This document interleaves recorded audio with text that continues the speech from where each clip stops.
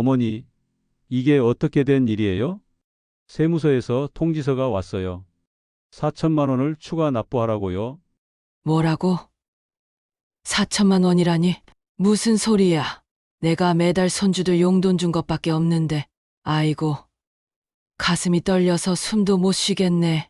안녕하세요. 30년 동안 가족 자산 관리를 전문으로 해온 재무 컨설턴트 오정환입니다. 방금 들으신 대화는 지난달 제 사무실에서 있었던 실제 상황입니다. 서울 강남구에 사시는 이명자 여사님과 딸의 다급한 통화였죠. 이 여사님은 손주 셋에게 매달 각각 150만 원씩 1년 동안 총 5,400만 원을 보내셨습니다. 평생 알뜰하게 모은 돈으로 손주들 학비와 생활비를 보태주고 싶었던 마음이었죠. 그런데 송금 후 갑자기 국세청에서 통지서가 날아온 겁니다. 오 선생님, 평생 모은 내 돈을 내 손주들에게 준 것뿐인데 이런 세금이 있는 줄 알았으면 다르게 했을 텐데요. 안타깝게도 이명자 여사님의 경우는 특별한 사례가 아닙니다. 제가 매년 수백 명의 어르신들을 상담하면서 느낀 점은 대부분 자녀나 손주를 돕겠다는 따뜻한 마음으로 보낸 돈 때문에 예상치 못한 세금 폭탄을 맞고 계신다는 겁니다. 인천에 사시는 박영수 어르신도 비슷한 경우였습니다.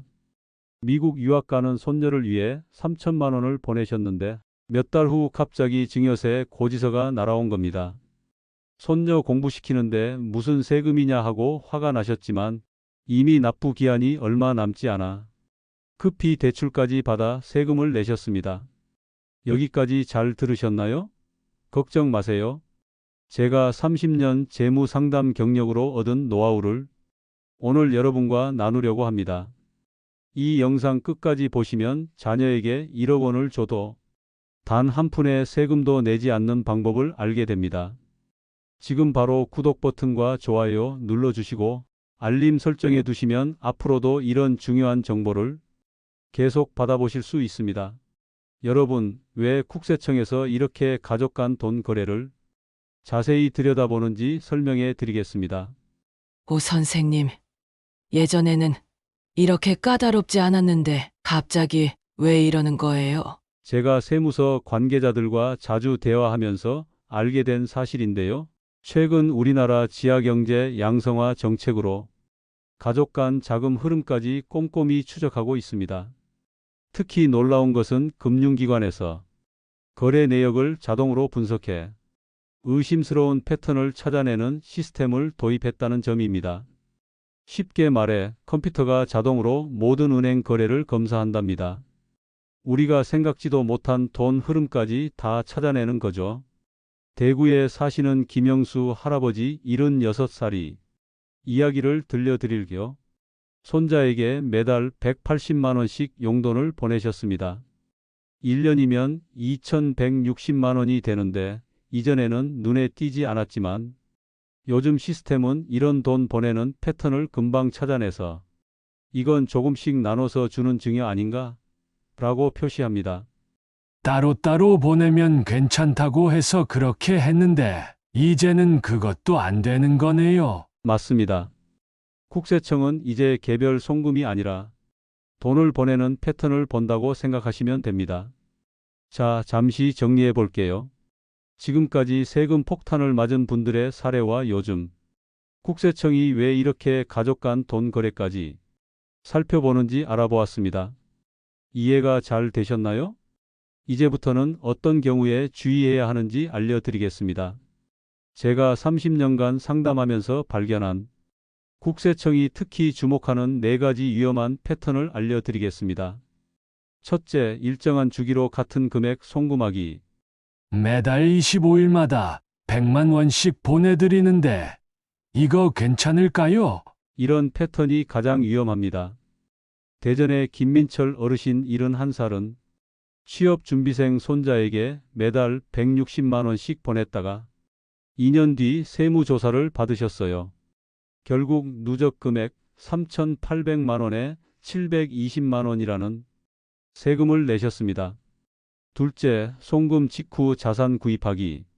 울산의 정미경 씨 사례도 기억에 남습니다. 딸에게 2,300만 원을 보냈는데 딸이 바로 그 돈으로 자동차를 샀더군요.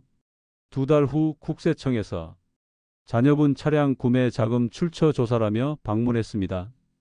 세무서는 이건 자동차 구매 목적으로 준 증여금이라고 판단했습니다. 셋째, 소득에 비해 많은 지출이 있을 때 제가 작년에 만난 분의 아들은 연봉 2,400만 원인데 갑자기 3,800만 원짜리 결혼식을 올렸습니다. 세무서는 바로 누군가 도와준 것 아닌가? 라며 부모님의 계좌를 조사했습니다. 넷째, 미성년자 계좌로 돈 보내기. 손주 대학 갈 때 써라 하고 초등학생 손주 통장에 매달 저금하는 경우도 국세청은 특히 주목합니다. 현금 입출금기 기록이나 송금자 추적을 통해 누가 입금했는지 다 알 수 있어요. 여기까지 잘 이해하셨죠? 이런 방식으로 돈을 보내면 세무서가 금방 눈치채게 됩니다. 그럼 이제 어떻게 해야 할지 알려드릴게요. 그럼 우리 같은 노인네들은 자식, 손주 도울 방법이 없는 거예요. 아닙니다. 방법은 있습니다. 이제부터 제가 알려드릴 비법만 잘 따라하시면 됩니다. 먼저 여러분이 알아두셔야 할 중요한 기준이 있습니다. 얼마까지는 세금 없이 줄 수 있나요? 기준은 간단합니다. 부모가 성인 자녀에게 10년간 총 5천만 원까지 세금 없음. 조부모가 성인 손주에게 10년간 총 5천만 원까지 세금 없음. 조부모가 미성년 손주에게 10년간 총 2천만 원까지 세금 없음. 형제 자매나 삼촌 이모가 조카에게 1,000만 원까지 세금 없음. 중요한 점은 10년간 누적 금액이라는 겁니다. 예를 들어 2020년에 3천만 원, 2024년에 3천만 원을 자녀에게 줬다면 총 6천만 원 중 5천만 원 초과분인 1,000만 원에 대해 세금이 부과됩니다. 그럼 10년 전에 준 건 괜찮은 거네요. 맞습니다. 10년이 지나면 다시 새롭게 한도가 적용됩니다. 하지만 그렇다고 한 번에 큰 금액을 주면 위험해요. 자, 이제 중요한 부분입니다. 잘 들어보세요. 제가 30년 경력으로 터득한 안전하게 가족을 돕는 5가지 방법을 알려드리겠습니다. 첫째, 송금 메모 제대로 활용하기. 이게 뭐 그렇게 중요한가요? 네, 정말 중요합니다. 가장 간단하면서도 효과적인 방법이죠. 돈을 보내실 때 이체 메모란에 무엇을 위한 돈인지 구체적으로 적어주세요. 4월 생활비, 대학 등록금, 병원비 지원, 월세 보조 이런 식으로요. 절대로 사랑의 용돈 같은 애매한 표현은 쓰지 마세요. 둘째, 큰 돈은 나눠서 주세요. 그럼 딸 결혼한다고 1억을 한 번에 주면 안 되는 건가요? 그렇습니다. 한 번에 큰 금액을 주시면 국세청이 바로 주목합니다. 부산의 이승훈 어르신 63 살은 결혼하는 딸에게 전세 자금 1억 3천만 원을 한 번에 보냈다가 결국 2,500만 원이라는 어마어마한 세금을 내셨습니다. 여러분, 이렇게 하세요. 10년 동안 5천만 원까지는 세금 없이 줄 수 있으니 올해 5천만 원, 내년에 5천만 원 이렇게 나눠서 주는 겁니다. 나머지는 차용증을 작성해서 빌려주는 방식으로 하세요. 차용증이요. 그게 뭔지도 모르는데 나중에 돈 돌려받으라는 말씀이세요. 걱정 마세요. 차용증만 있으면 돌려받지 않아도 됩니다. 중요한 건 서류를 제대로 갖추는 것이에요. 셋째, 차용증은 이렇게 작성하세요. 차용증은 돈을 빌려줬다는 증거 서류입니다. 이렇게 작성하세요. 금액은 숫자와 한글로 함께 쓰세요. 예금 1억 원정. 어떤 목적으로 빌려주는지 명확히 쓰세요. 예 자녀 전세자금 지원. 상환 계획을 구체적으로 쓰세요. 예 2026년부터 매월 50만 원씩 상환. 부모님과 자녀가 함께 있는 자리에서 도장보다는 자필 서명하세요. 반드시 날짜도 꼭 써주세요. 여기서 중요한 꿀팁 하나. 2억 1,700만 원까지는 이자 없이 빌려줘도 법적으로 문제가 없어요. 아이고, 그럼 이자 안 받아도 되는군요. 맞아요. 그리고 부부는 각자 2억 1,700만 원씩 빌려줄 수 있어요. 아버지가 2억 1,700만 원, 어머니도 2억 1,700만 원, 이렇게 하면 총 4억 3,400만 원까지 이자 없이 빌려줄 수 있습니다. 여기까지 이해되셨나요? 잠시 중간 정리를 해볼게요. 지금까지 송금 메모 활용법, 큰돈 나눠주기, 차용증 작성법에 대해 알아봤습니다. 이제 나머지 두 가지 방법도 알려드릴게요. 넷째, 원금은 조금씩이라도 상환해야 합니다. 1년에 한두 번이라도 원금 일부를 상환하는 모습을 보여야 해요. 월 30만 원씩만 갚아도 충분합니다. 이체 메모에 원금 일부 상환이라고 꼭 적으세요. 그런데 우리 아들이 돈을 못 벌면 어떠해요? 매달 30만 원도 부담될 텐데. 걱정 마세요. 그럴 땐 상환 계획 변경 약정서를 작성하면 돼요. 사업 부진으로 상환 계획을 변경합니다. 향후 1년간은 월 10만 원만 상환하고 사업이 회복되면 원래 계획대로 상환하겠습니다. 라고 써서 다시 서명하면 됩니다. 대전에 사시는 강동석 어르신 67살은 아들 창업 자금으로 8천만 원을 빌려줬어요. 처음엔 매월 이자와 원금을 잘 갚았지만 아들의 사업이 어려워졌어요. 아들한테 돈 독촉했다간 며느리랑 사이 다 틀어질 텐데. 강 어르신은 영리하게 대처했습니다. 아들에게 한 달에 5만 원이라도 보내라고 했어요. 아들은 매달 조금씩이라도 송금했고 이체 메모에 3월 원금 일부라고 꼼꼼히 적었습니다. 또한 상환 계획 변경 약정서도 작성했죠. 덕분에 세무조사에서 아무 문제 없이 통과했습니다. 다섯째, 증거 자료를 꼭 모아두세요. 무슨 증거를 모아둬야 하나요? 차용증, 송금 내역서, 상환 내역 같은 기본 서류는 당연히 필요하고 중요한 건 모바일 메신저 대화 내용도 증거가 된다는 겁니다. 대구의 장미영 어르신 74은 아들 유학 자금으로 7천만 원을 지원했어요. 차용증을 작성했지만 2년 후 세무조사를 받았을 때 원본을 찾을 수 없었습니다. 장 어르신을 구한 건 바로 메신저 대화였어요. 등록금하고 생활비로 7천만 원 빌려줄게. 3년 후부터 갚으면 된다는 메시지가 있었거든요. 이 증거 덕분에 장 어르신은 증여세를 한 푼도 내지 않았습니다. 요즘은 메신저 대화도 증거가 되는구나. 세상 참. 네, 모든 기록이 중요합니다. 5년 동안은 꼭 보관하세요. 여섯째, 현금보다는 계좌 이체가 안전해요. 그냥 현금으로 주면 안 걸리지 않을까요? 아닙니다. 현금은 더 위험합니다. 요즘 국세청은 현금 거래를 더 철저히 감시해요.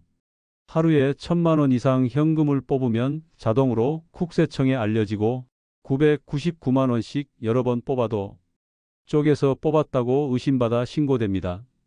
춘천의 최동진 어르신 72살은 딸 전세금을 마련해 주려고 7일 동안 매일 800만 원씩 인출했다가 세무조사를 받았어요. 결국 증여세를 내야 했죠. 그럼 어떻게 해야 하나요? 가장 안전한 방법은 직접 비용을 내주는 거예요. 등록금이면 학교에, 전세금이면 집주인에게, 병원비라면 병원에 직접 내세요. 그리고 영수증을 꼭 보관하세요. 인천의 박영숙 어르신 68분, 딸의 대학 등록금 1,100만 원을 직접 학교로 납부했어요. 세무서에서 질문이 왔을 때 등록금 영수증만 보여주니 더 이상 조사하지 않았습니다. 우리 노인네들은 이런 복잡한 걸 어떻게 다 기억해요? 걱정 마세요. 제가 다시 한번 정리해 드릴게요. 여러분이 꼭 기억하셔야 할 것은 첫째, 가족에게 돈을 줄 때는 송금 메모를 구체적으로 적으세요. 둘째, 큰 금액은 나눠서 주세요. 10년 동안 5천만 원까지는 세금 없음. 셋째, 차용증을 꼭 작성하고 원금을 조금씩이라도 상환받으세요. 넷째, 모든 증거 자료를 5년 이상 보관하세요. 다섯째, 교육비, 의료비는 직접 기관에 납부하세요. 여섯째, 현금 거래는 가급적 피하세요. 여기까지 잘 이해되셨나요? 이 6가지만 기억하셔도 큰 도움이 될 거예요. 지금부터는 실제 세무조사가 나왔을 때 어떻게 대처해야 하는지 알려드리겠습니다. 여러분, 이 부분도 정말 중요하니 끝까지 들어주세요. 만약 세무조사 통지서가 날아왔다면 당황하지 마시고 이렇게 하세요. 첫째, 세무사에게 즉시 연락하세요. 비용이 들더라도 전문가의 도움을 받는 것이 좋습니다. 둘째, 모든 증거 자료를 정리하세요. 통장 거래 내역, 차용증, 메신저 대화, 영수증 등을 모두 모아서 세무사에게 보여주세요. 셋째, 솔직하게 대응하세요. 진짜 생활비나 교육비였다면 당당하게 주장하되 증거가 부족한 부분은 인정하는 것이 나을 수 있습니다. 안산에 사시는 이승호 어르신 76은 손자에게 10년간 매달 150만 원씩 총 1억 8천만 원을 보내셨어요. 세무조사가 나왔지만 다행히 이 어르신은 병원비 영수증, 대학 등록금 납입증, 월세 계약서 등을 모두 보관하고 계셨어요. 덕분에 1억 8천만 원 중 1억 3천만 원은 생활비와 교육비로 인정받았고 나머지 5천만 원만 증여로 인정되어 1,100만 원의 세금만 내셨습니다. 증거가 없었다면 최대 4천만 원까지 세금을 내야 했을 거예요. 여기서 특별 팁을 하나 더 알려드릴게요. 바로 배우자 간 증여에 관한 내용인데요. 많은 분들이 잘 모르시는 부분이라 꼭 알려드리고 싶습니다. 오, 선생님. 제 재산을 아내에게 증여하면 세금이 어떻게 되나요? 배우자 간 증여는 다른 가족보다 훨씬 세금 혜택이 큽니다. 10년간 무려 6억 원까지 증여세 없이 주실 수 있어요. 6억이나요? 그럼 다른 가족보다 훨씬 유리하네요. 맞습니다. 자녀에게는 5천만 원, 손주에게는 2천만 원만 비과세인데 배우자에게는 6억 원까지 가능해요. 게다가 함께 사는 배우자끼리는 생활비로 주고받는 돈은 금액에 상관없이 증여세가 없습니다. 서울에 사시는 김정웅 어르신 79의 사례를 말씀드리겠습니다. 김 어르신은 본인 명의 아파트를 팔아서 4억 원을 아내 통장으로 보냈어요. 세무서에서 연락이 왔을 때 결혼 50년 동안 함께 모은 재산이고 아내가 관리하는 것이 편해서 보냈다고 설명했더니 6억 원 이하라서 증여세를 한 푼도 내지 않았습니다. 그런데 여기서 중요한 점, 배우자에게 재산을 증여하면 나중에 상속 문제가 간단해질 수 있어요. 만약 남편이 먼저 돌아가시면 아내 명의 재산은 바로 아내의 것이 되니까요. 상속 과정이 간단해지고 상속세도 줄일 수 있는 방법입니다. 그런데 아내에게 다 주면 나중에 아이들에게 문제가 생기지 않을까요? 좋은 질문입니다. 배우자에게 재산을 증여할 때는 가족 간 합의가 필요해요. 어떤 분들은 공증 유언장을 함께 작성해서 아내가 나중에 자녀들에게 어떻게 재산을 나눠줄지 미리 정해놓기도 합니다. 포항의 송병철 어르신 75은 4억 원을 아내 명의로 바꾸면서 공증 유언장을 작성했어요. 아내가 먼저 돌아갈 경우 이 재산은 큰아들과 작은아들에게 각각 2억 원씩 나눠준다라고 명시했습니다. 가족 간에 미리 명확히 정해놓으니 모두가 안심할 수 있었죠. 배우자 간 증여를 활용할 때는 이런 몇 가지 팁도 기억하세요. 첫째, 증여 계약서를 꼭 작성하세요. 증여인지 아닌지 명확히 해두는 게 중요합니다. 둘째, 증여세 신고는 증여받은 날부터 3개월 이내에 해야 합니다. 신고하지 않으면 가산세가 붙어요. 셋째, 배우자 증여 후 5년 안에 이혼하면 세금이 추징될 수 있으니 주의하세요. 넷째, 부동산을 배우자에게 증여할 때는 등기부등본에 증여라고 명확히 기재하는 게 좋습니다. 이렇게 배우자 간 증여를 활용하면 가족 재산을 합법적으로 보호하고 세금도 아낄 수 있습니다. 자, 이제 거의 다 왔습니다. 지금까지 설명드린 내용 잘 이해되셨나요? 제가 지금까지 알려드린 방법들을 잘 기억하시고 활용하시면 어렵지 않게 세금 문제를 피하실 수 있어요. 여러분이 준비된 분이라면 세금 걱정 없이 가족을 도울 수 있고 준비되지 않은 분은 몇 천만 원의 세금을 내게 됩니다. 우리 가족의 소중한 재산을 지키는 것은 결국 여러분의 준비에 달려 있습니다. 여러분, 오늘 들으신 팁 중 하나라도 실천하신다면 큰 세금 걱정 없이 자녀들을 도울 수 있을 거예요. 이 영상이 도움되셨다면 아래에 좋아요 꼭 눌러주시고 세금 정보 잘 받았습니다 하고 댓글도 남겨주세요. 여러분의 댓글 하나가 더 많은 분들에게 이 중요한 정보가 전달되는데 큰 힘이 됩니다. 손주들 사진 구경하듯 가끔 들어와서 더 많은 정보 얻어 가세요. 여러분의 소중한 재산 지키는데 항상 도움 드리겠습니다. 건강하고 행복한 노후 보내세요. 감사합니다.